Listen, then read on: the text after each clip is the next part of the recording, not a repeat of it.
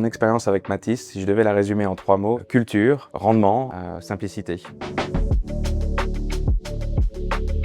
J'ai toujours été intéressé par les courants artistiques, j'ai toujours été curieux de visiter des galeries d'art, des musées, mais j'ai jamais vraiment sauté le pas et acheté des œuvres moi-même. Alors Matisse, j'en ai entendu parler parce que je suivais les parcours de Arnaud Dubois d'un côté et François Carbone dans son entreprise précédente. Et quand j'ai appris que les deux venaient à s'associer, qu'ils apportaient leur expérience forte chacun dans leur domaine, ça m'a paru être une évidence que de faire confiance à Matisse et de sauter le pas. Pour moi, l'art comme actif dans un portefeuille est une forme de diversification. Quand le cours de la bourse peut monter et descendre très rapidement, un actif comme l'art a tendance à être plus stable. Et puis c'est un actif qui est plutôt sympa à avoir, qui change et qui est surtout concret. Une œuvre d'art, c'est quelque chose de tangible, qui n'est pas un contrat financier incompréhensible.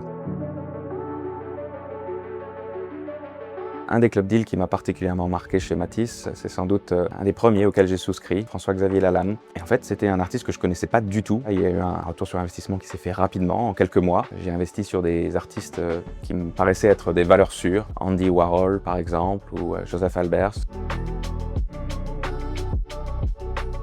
L'expérience d'investissement avec Matisse est très simple et très intuitive. Des œuvres sont présentées assez régulièrement avec énormément de contenu qui permet de comprendre l'investissement, mais aussi comprendre qui est l'artiste, quelle est son œuvre, quelle est l'œuvre présentée en détail et comment elle se situe par rapport aux autres œuvres similaires qui ont été vendues plus ou moins récemment. Une fois qu'on a investi sur une œuvre d'art avec Matisse, on a du suivi régulier. On va recevoir des informations tout au long de la vie de l'œuvre, quand elle est confiée à des galeries, quand elle est présentée sur des foires d'art. On n'est pas dans une boîte noire. On arrive à suivre la vie de l'œuvre jusqu'à ce qu'elle soit vendue.